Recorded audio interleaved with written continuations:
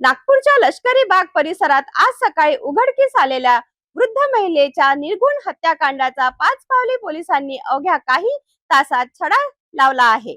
धक्कादायक बाब म्हणजे हा खून दुसऱ्या कुणी नसून मृत महिलेच्या चुलत नातवानेच केल्याचे तपासात समोर आले आहे. चोरी उघडकीस येण्याच्या भीतीतून आणि दारूच्या नशेत आरोपीने आजीवर चाकूचे सपासप वार केल्याची माहिती पोलिसांनी दिली आहे.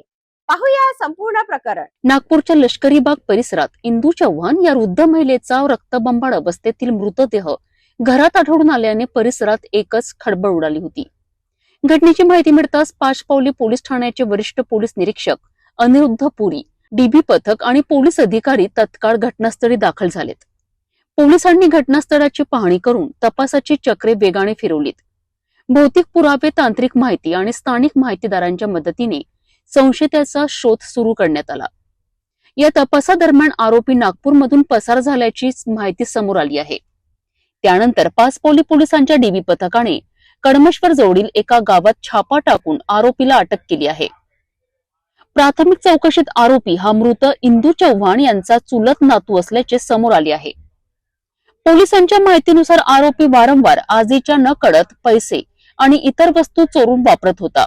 ही बाब वृद्धेला समजल्याने आपली चोरी उघडकीस येईल अशा भीती आरोपीला वाटत होती. याच रागातून आणि दारूच्या नशेत आरोपीने स्वतः जवळील चाकूने इंदू चव्हाण यांच्यावर 4 ते 5 गंभीर वार केलेत. या हल्ल्यात त्यांचा जागीच मृत्यू झाला. तांत्रिक पुरावे आणि गोपनीय माहितीच्या आधारे अवघ्या काही तासात आरोपीला अटक करण्यात पाचपावली पोलिसांना यश आले आहे. या संपूर्ण कारवाईचे वरिष्ठ पोलीस अधिकाऱ्यांनी कौतुक केले असून पुढील तपास सुरू आहे.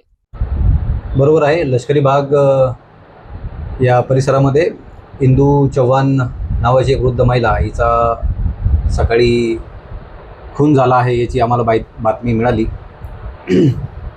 त्यानंतर आम्ही घटनास्थळी पोहोचल्यानंतर सोबत आमचे सर्व पाचपावली पोलिसांचे सर्व स्टाफ, PI पाचपावली पुरी साहेब, तपास पथक आणि DB इंचार्ज आणि DB पथक घटनास्थळी जेव्हा पोहोचलो तेव्हा आम्ही तिथले भौतिक पुरावे, आमचा टेक्निकल एव्हिडन्स आणि आमचं लोकल नेटवर्क याच्या आधारे आम्ही आरोपी निष्पन्न केला आणि तपासाची चक्र फिरवून आम्ही त्याला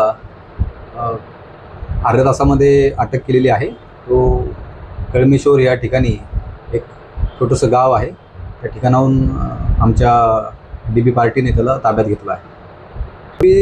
जो आहे तो मयत महिलेचा नातेवाईकच आहे. तो चुलत नातू लागतो त्या मयत महिलेचा.